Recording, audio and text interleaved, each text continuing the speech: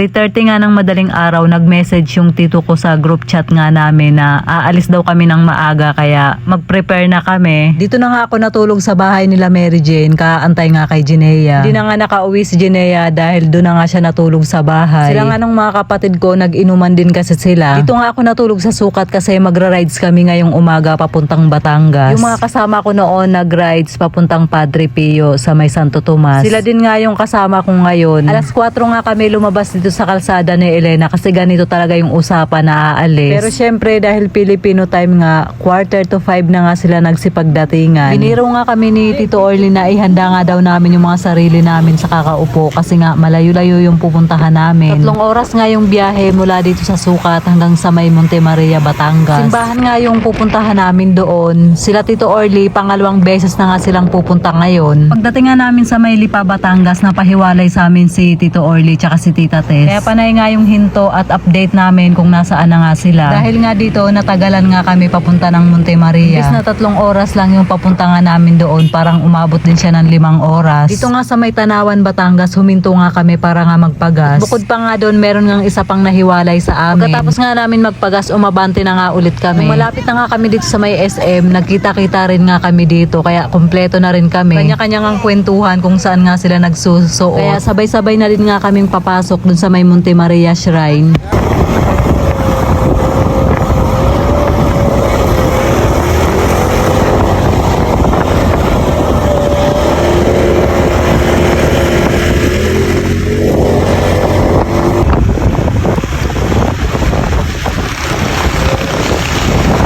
Nung papasok na nga kami, yung mga dinaanan naming kalsada, medyo pasigsag siya. May dadaanan din nga kami ditong planta, so hindi ko alam kung anong tawag sa planta na to. Sa kabila nga niyan, merong dagat. Nakakatuwa ngang mag-road tripping kasi nakaka-relax talaga siya. Lalo na nga kapag magagandang view yung mga nakikita. Alak nga noon nung huling road trip ko sa Japan, hindi ko na ma-experience ulit to pag uwi ko nga dito sa Pilipinas. So yun, akala ko lang din pala, dahil nga napipil ko na mas marami pang road tripping kaming gagawin. Kasama nga sila. Papasok na nga kami ng Monte Mayor Shrine. Nagbayad nga kami dito ng 20 pesos para sa parking fee. Pagdating nga namin dito sa may parking area, ang dami ring mga motor kasi ang daming nagra-rides nga papunta nga dito. Isa nga to sa mga dinadayo rin ng mga taga-ibang lugar katulad nga namin. So yun, nakita ko na nga yung statue ni Mama Mary at ang pagkakaalam ko, ito yung pinakamalaking statue na Mama Mary sa buong mundo. At 322 feet nga yung taas niya. Mula nga dito sa may parking area, kung titingnan mo yung Mama Mary, medyo malayo-layo pa yung lalakarin bago kami makarating doon. At sa bawat lakad nga namin, kapag meron kaming nakikitang magagandang view,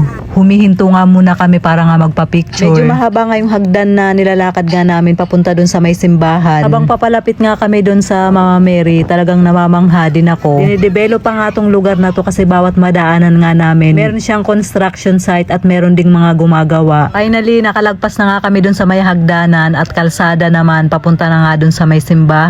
Nung nakita ko nga yung dagat, eto dito nga ako unang pumunta. Naalala ko nga nung papunta kami ng Aklan before, dyan kami sa dagat na yan tumawid, papunta nga ng Mindoro. At ito nga Mama Mary na to yung nakita namin habang nasa ferry boat nga kami. Hindi ko rin nga akalain na makakarating ako dito. Meron nga nagmimisa pa sa loob, hindi pa rin kasi tapos yung misa. Ang sabi kasi alas 11 pa ulit magsisimula yung panibagong misa. Kaya waiting at nagpicture na muna nga kami. Nag-alternate na nga lang nga din kami ni Elena magpa-picture. After nga namin magpa-picture, pumasok kami dito sa loob kasi naghahanap naman kami ng comfort room. Dito nga sa loob, meron silang maliit na kantin. Meron din silang mga tinitindang pagkain kaya pwede ka rin nga kumain dito. Sa labas na nga kami nakakita ng comfort room. Syempre, nagbayad kami ng 5 pesos. After nga namin gumamit ng toilet, nagpicture muna kami ng kapatid ko dito. Sobrang hangin nga kasi yung mga buhok namin hindi namin napigilan sa paglipad.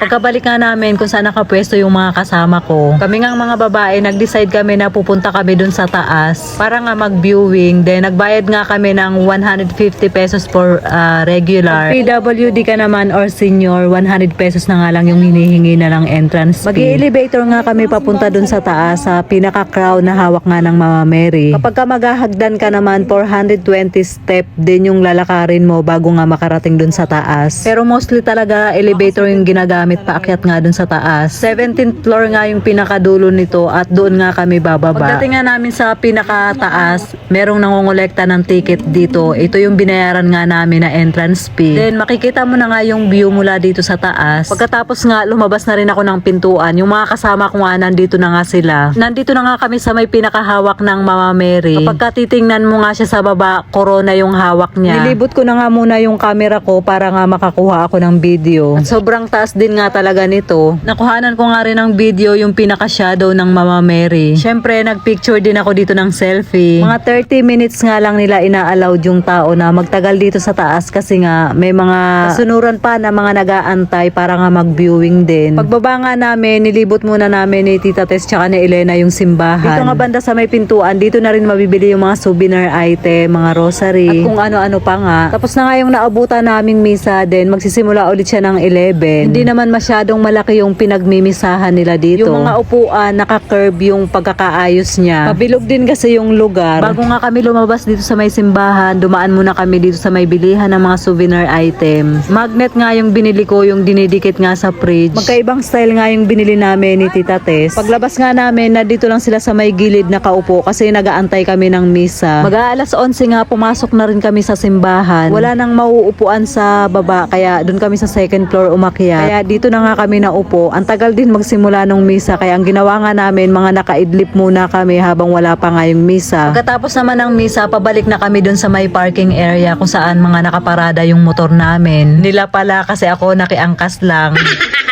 Kahit nga mahangin nga, sobrang sakit na rin sa balat yung init kasi tanghaling tapat na rin to. Maghahanap naman kami ng makakainan. Lomi nga yung napag-usapan para nga sa pananghalian namin. Meron nga kaming nakitang malaking kainan. Tamang-tama nga kasi puro lomi yung tinda at iba't ibang klase nga na luto ng mga taga Batangas. Pinagbaon nga sa amin ang adobong manok. Inilabas na nga para nga masama sa pagkain nga namin. Pare-parehas na nga yung in-order naming lahat. Special lomi. 70 pesos nga to at ang laki ng bowl. Bumili rin nga kami ng extra rice. Sabi nga nila, finally at kakain na rin kami kasi nga naninilim na raw yung mga paningin nila. Worth 70 pesos nga lang ton lomi na to at napakarami niyang laman. Sulit din yung price niya kasi ang sarap. Ang tagal din nga namin kumain kasi umabot din kami ng 1 oras na nakaupo. Then pumunta na nga kami kung saan nakaparking yung mga motor. Yung mga kasama ko meron silang nakitang puno kaya dun nga muna sila tumambay. Then ako naman nagpaiwan lang din dito kasi nakipagkwentuhan ako sa mag-asawang rider. Dito nga lang nga sila sa Batangas nakatira pero marami pang silang ine-explore na magagandang lugar nga dito sa Batangas tsaka sa Laguna. Pagkatapos nga naming magpahinga na pababa na yung mga kinain, biyahe na nga ulit kami. Malapit na nga kaming mag-exit ng Batangas. Nakita nga nila yung paliko papunta ng Tagaytay. Usap-usap nga sila na dadaan na nga kami doon kasi nga maaga pa naman.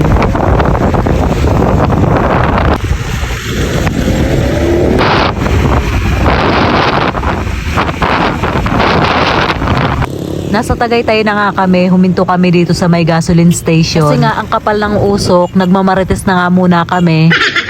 Huminto na nga kami kasi gumamit din kami ng toilet. At karamihan nga sa amin mga inaantok kaya bumili nga muna sila ng Sting para nga mayroon silang panlaban. Nakarating na nga kami dito sa may castle. Hindi naman pwedeng pumunta dyan kasi sinarado daw yan. Parang ito yung napanood ko before na kaya sinarado kasi walang license. Pero hindi ko sure kung yun talaga yung reason ha. Marami din nga mga humintong mga riders dito kasi nagpapapicture nga sila kahit nga malayo. Kalahating oras din nga kaming nagtagal dito, pahinga na rin. Pagkatapos nga biyahe na rin kami pa uwi. Diniretso na nga lang nga din namin yung daan para nga makita pa rin namin yung Taal habang nagbabiyahe nga kami. Dito nga sa Tagaytay malamig kasi nga nasa taas nga kami. Hindi katulad nung nasa Batangas kami, maalinsangan na talaga yung panahon. Bago nga kami nakarating dito sa may hotel, nadaanan nga namin yung Sky Ranch. Sobrang dami nga ng makakainan na bulalo yung itinitinda nga nila. Stop over nga kami dito sa isa sa mga public viewing dito lang sa may daanan. Hindi ako nagkakamali, parang Silang Cavite nga tong kahabaan ng road na to. Then nagpa-picture na rin nga kami dito. So yun, alas 7:30 nga ako nakauwi ng bahay and sobrang pagod ko talaga kahit na nakasakay lang ako. Dito na lang guys yung ating video for today. Maraming salamat sa panonood. Babush!